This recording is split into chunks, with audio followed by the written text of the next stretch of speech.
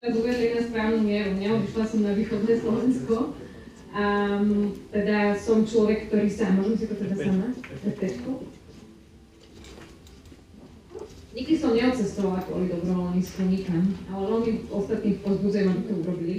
A dá sa ísť do zahraničia dobrovoľníčiť aj na Slovensku, o tom sa viacej ešte možno potom môžeme pobaviť, čo všetko sa dá robiť. A ja som to tak nazvala aj tú moju prezentáciu, že dream job vďaka dobrovoľníctvu. Možno aj preto, že som si predtým myslela, keď som študovala na tej vysokej škole, bola som absolventkou, že chcem pomáhať zmysluplne a chcem robiť dobré veci v prospech iných. A keď som teda bola v 4. 5. ročníku a študovala som sociológiu, som si povedala, že no, ja nechcem veľmi zostať vo vede, rada by som robila zmysluplné veci. Dá sa robiť aj zmysluplný biznis, to je samozrejme nič proti biznisu. Ja som mala len pocit, že a doteraz ho asi mám, v istom zmysle, že nepotrebujem zarábať a mať nejaký zisk. Skôr chcem, samozrejme keď to nebolo veľmi dobrovoľníctvo, o čom teraz hovorím, v budúcnosti sa venovať aj profesionálne nejakej práci v neziskovom sektore a tá pomoc iným, motivácia a pomoci iným bola pre mňa takou základnou motiváciou, ktorú som tak cítila, že chcem pomáhať iným. Ale zároveň viem, že tá pomoc nie je úplne nezištná, je to trochu sebecké. Každé dobrovoľníctvo je trochu sebecké, lebo tým veľa získavam. A o tom bude možno aj tá moja dnešná prezentácia. Bolo to spomenuté, že pracujem s dobrovoľníckymi centrami. Momentálne som taká rozpolčená schizofrenická osobnosť. Pracujem alebo pôsobím v 3 organizáciách, a to je dobrovoľnícka skupina Vrba, malá lokálna neziskovka, ktorá funguje tu v Onkologickom ústave svätej Alžbety v Bratislave a zároveň aj v Národnom onkologickom ústave, kde som začala ako dobrovoľníčka veľa rokov dozadu, práve na tej vysokej škole.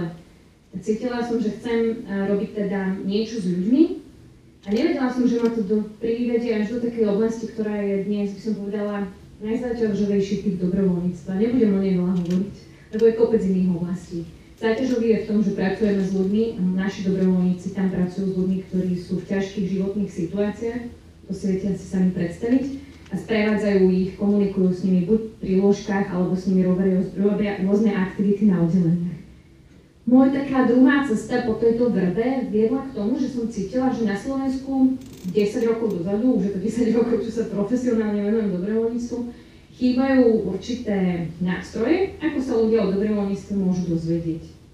Dovtedy nebol žiaden celoslovenský web, ktorý dnes existuje, dobrovoľníctvo.sk, neboli žiadne dobrovoľnícke centra a ak boli, tak medzi tým zanikli, boli neudržateľné.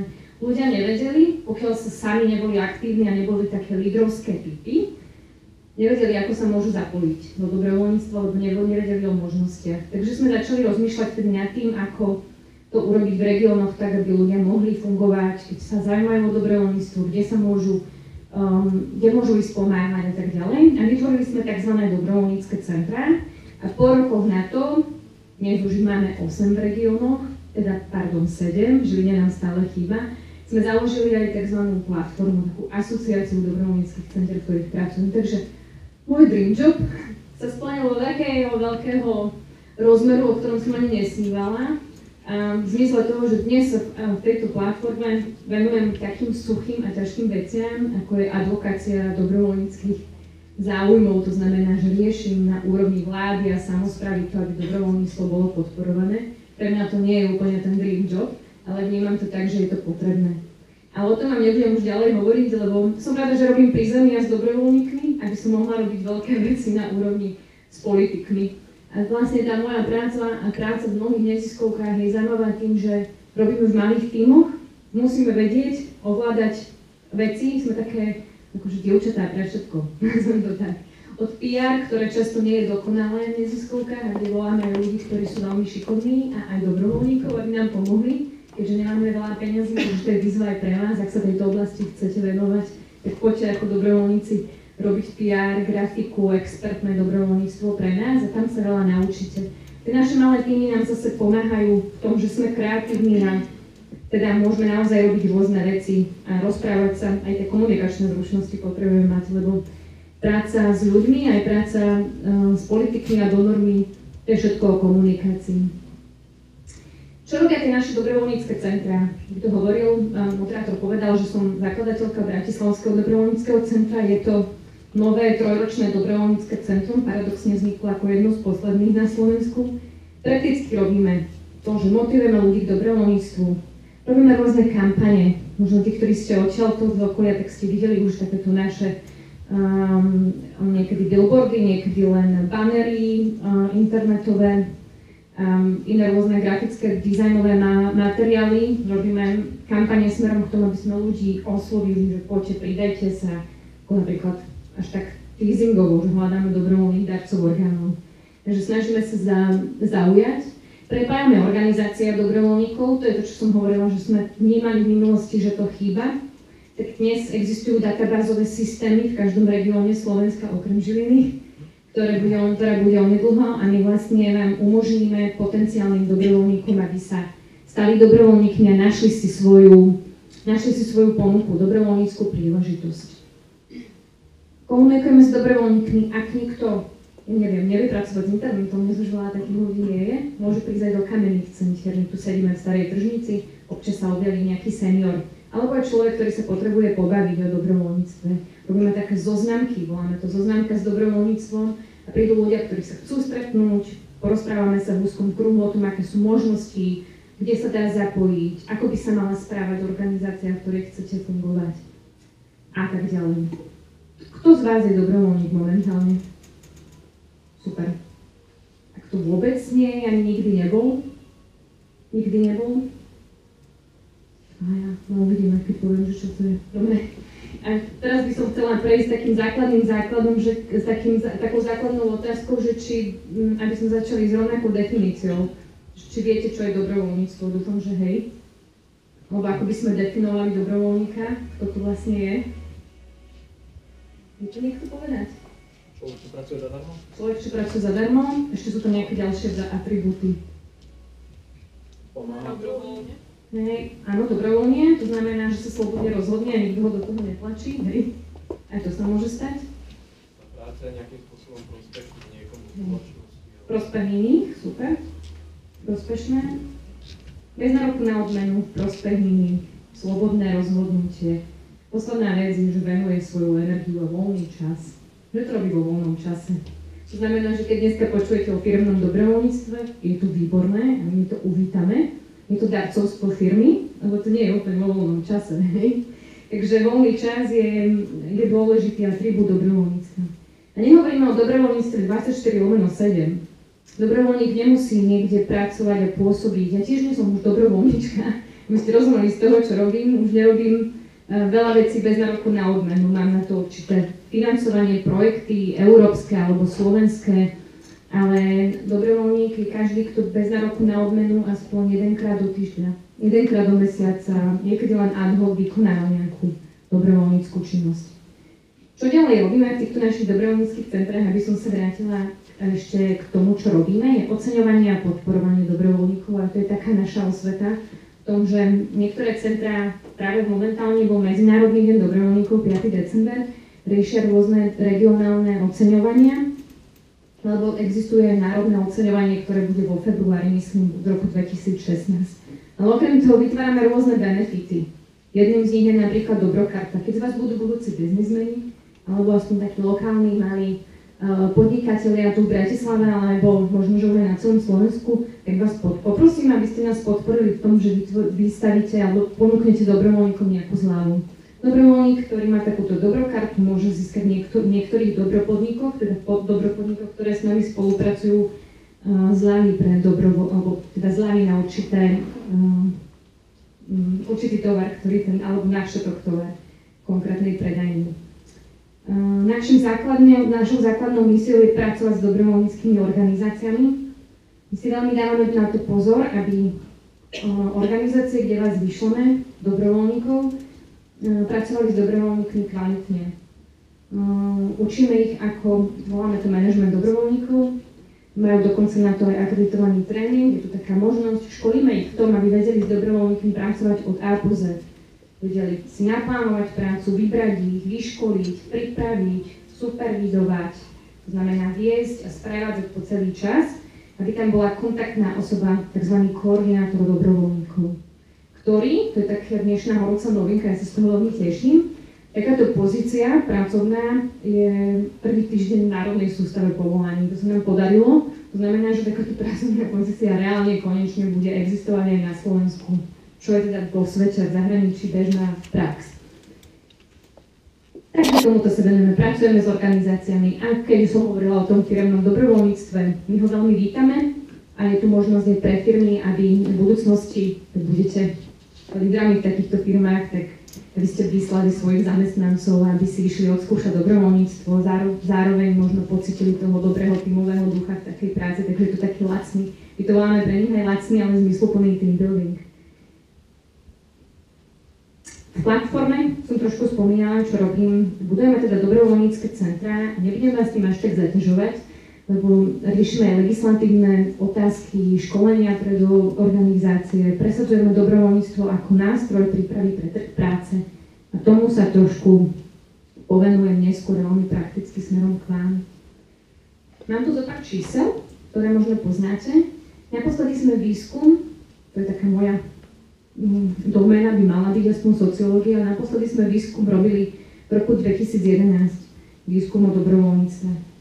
Ten hovorí, už by sa nám zišiel teda nový výskum, priniesol nám taký fakt, ktorý je veľmi dobrý, že takmer tretina Slovákov sa venuje dobrovoľníctvu formálne. Čo sa možno, že ukázalo aj tu, keď som sa pýtala, že koľko vás je. Tá tretina ľudí nad 15 rokov, je to naozaj, bol to reprezentatívny výskum, pôsobí v organizáciách ako dobrovoľníci. Potom je to polovica Slovákov, 50%, ktorí pomáhajú neformálne, teda v komunite, neviem, v kostole, susedom a tak ďalej. Takže môžem povedať, že my na Slovensku sme na tom veľmi dobre. Že sme stále motivovaní dobrovoľníci, možno sú to tradície, to už dobrovoľníctvo tu bolo od nepamäti, možno kresťanské hodnoty a tak ďalej. V tomto našom výskume sme prišli na to, že čo Slovákov najviac motivuje. To je to, čo tu možno moderátori na úvod povedali, že je to dobrý pocit. To je to, že robím zmysluplnú prácu, že mi to dáva určitú hodnotu pre môj život. To, že sa môžem na druhom mieste ako mať sociálne vzťahy, budovať sociálne interakcie, to znamená byť v kontakte s inými ľuďmi. To bolo na druhom mieste, ako dôvod, prečo ľudia dobrovoľničia. Potom pochopenie, v istom zmysle, že pochopím, naučím sa veci, budem rozumieť tomu, ako funguje svet, ako fungujú určité zákonitosti, vzťahy. To je dôvod, prečo sa ľudia zapájajú, že mi to zvýši istým spôsobom sebaúctu. A potom až na 5. alebo 6. mieste bol rozvoj kariéry. Slováci ešte stále na to tak nepozerajú úplne sebecky, tak ako som sa s tým stretla aj vďaka tomu, že som bola vyslaná do USA na jeden program práve americkej vlády.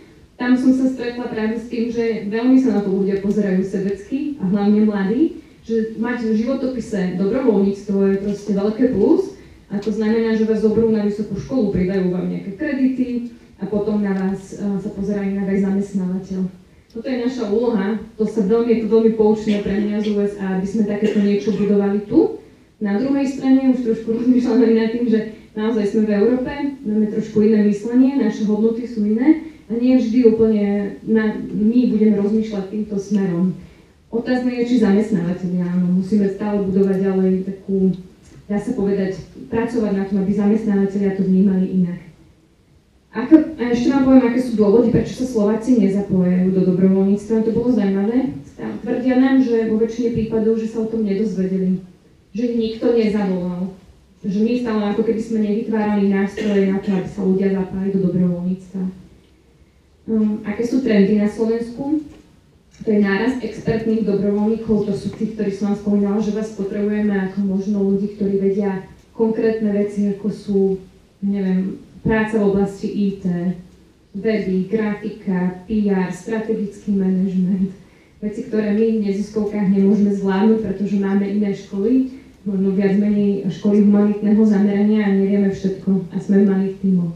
Potom je veľmi zaujímavé ešte to, čo som možno nespomenula, že do dobrovoľníctva, zapojenie sa do dobrovoľníctva znamená, že mám dostatočné množstvo voľného času, ak som nezamestnaný a nemám sa kde seba realizovať, mám ten voľný čas a mohla by som ho využiť tu, získať tú zručnosť. Ak som práve v takej fáze života, že mám, neviem, od 30 do 50 mám rodinu, mám prácu, tak je to jasné, že sa do toho dobrovoľníctva asi neviem kedy zapojiť. Tak vtedy by som mal rozmýšľať možno nad darcovstvom. Takže zapojenie sa do dobrovoľníctva súvisí so životnou fázou. V seniorskom veku, tiež som sa s tým stretla v USA, je kopec ľudí v USA, ktorí sa venujú v seniorskom veku dobrovoľníctvu a my sa stále pýtame, prečo to u nás v Európe, hlavne na strednej Európe nie je, no pretože naši seniori nemajú také ekonomické príjmy a keď pokiaľ môžu, tak pracujú. A potom je to aj to, že sú tu s vnúčatami. V Amerike to tak nie je. V Amerike sú seniori trošku ďalej od svojich vnúčat, tam sa ľudia stahujú za prácu. To je len také možno pre vás na zamyslenie, že sme v iných, že sú tu rôzne dôvody, prečo sa ľudia nezapájajú do dobrovoľníctva a že keď sme v životnej fáze, keď si to nemôžeme dovoliť, tak máme rozmýšľať nad tým, čo si môžeme dovoliť, ako môžeme podporiť dobrú vec, či sú to peniaze, alebo či je to niekto, koho môžem inak osloviť, alebo je to kamarát, ktorý má voľný čas a ja mu môžem povedať, že ty sa zapoj, ja teraz nemôžem a tak ďalej. Keďže som počula, že je tu veľa ľudí, ktorí by sa chcelo niekde zapojiť, tak mám pre vás, samozrejme, tie oblasti, kde môžete fungovať, sú rôzne. Od ochrany životného prostredia cez sociálnu oblasť, deti, mladí ľudia, chorí ľudia, handicapovaní ľudia, detské domovy, krízové centrá, humanitné organizácie na ochranu ľudských práv. V kultúre je teraz momentálne veľmi obľúbené, neviem, festivaly, divadlá ponúkajú aj tu v Bratislave možnosti dobrovoľníctva. Šport, vzdelávanie, spomenuté dobrovoľníctvo v zahraničí, alebo to expertné dobrovoľníctvo. Dostala som niekoľko otázok už e-mailom o tom, že kde je tá hranica medzi dobrovoľníctvom a platenou prácou. A keď som spomenula to expertné dobrovoľníctvo, keď je to taká zaujímavá oblasť, ja by som vás chcela najprv tak priviesť tomu, že keď sa zaoberáte tým, či toto je vhodná dobrovoľnícka príležitosť a či tu už ide o niečo ako platenú prácu alebo dobrovoľnícku prácu, tak si položte také základné otázky. Aká je moja motivácia? Keď hľadám dobrovoľnícku príležitosť a chcem sa zapojiť, prečo sa chcem zapojiť? Čo chcem robiť, je dôležité, na to sa vás bude aj v organizácii pýtať. Prečo práve táto oblasť? Prečo sa zaoberáte práve, chcete robiť s deťmi alebo s bezdomovcami? Aká je organizácia, pre ktorú chcete dobrovoľníčiť?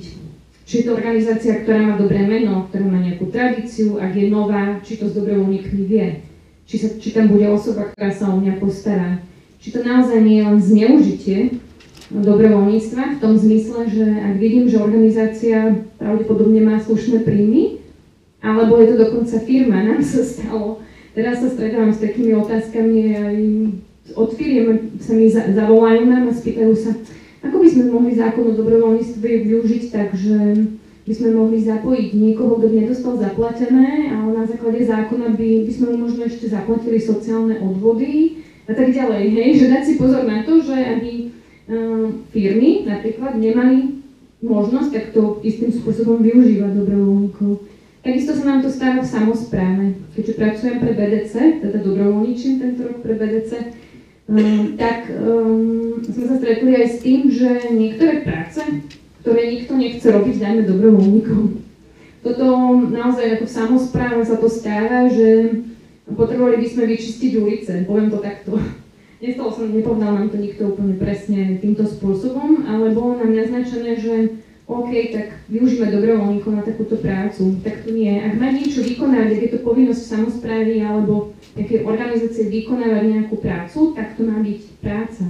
Ak je to nad rámec povinností, ak dobrovoľníctvo je doplnok personálu, napríklad keď skončíme u mňa v Overberg nemocnici, to, čo personál nezvláda a nemôže robiť v súčasných podmienkach na Slovensku aj vo svete, tu prichádza robiť dobrovoľník, rozprávať sa, komunikovať, byť s tými ľuďmi, poskytovať prítomnosť. V prípade menších neziskoviek môžete mi povedať, OK, čo ten PR človek, čo vám pomôže. Áno, je to pravda, akože nikdy nemôžeme na túto otázku úplne presne odpovedať, že kde je tá hranica dobrovoľníka a platenej práce, ale môžete sa zamyslieť na tom, kto je tá organizácia, aké má príjmy, či má na to, aby zaplatila PR, alebo či naozaj vidíte ten zmysel v tom pomáhať jej zadarmo bez nároku na odmenu, pretože na to nemá, aby si mohla zaplatiť takého človeka.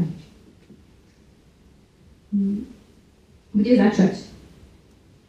Vypichla som všetky dobrovoľnícke centra, pravdepodobne tá prezentácia asi aj niekde bude.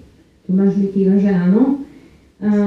Neviem, či to dobre vidíte, ale keď si kliknete aj cez Google, no neviem, dobrovoľníctvo Bratislava, dobrovoľníctvo Nitra, tak sa k ním dostanete. Tieto regionálne dobrovoľnícke centra, ich úloha je pracovať s organizáciami, takže keď si kliknete na ich stránky a nájdete tam vhodné dobrovoľnícke ponuky, tak je to pre vás základ, že to je overená organizácia, ktorá sa mi by mala dobre vedieť pracovať.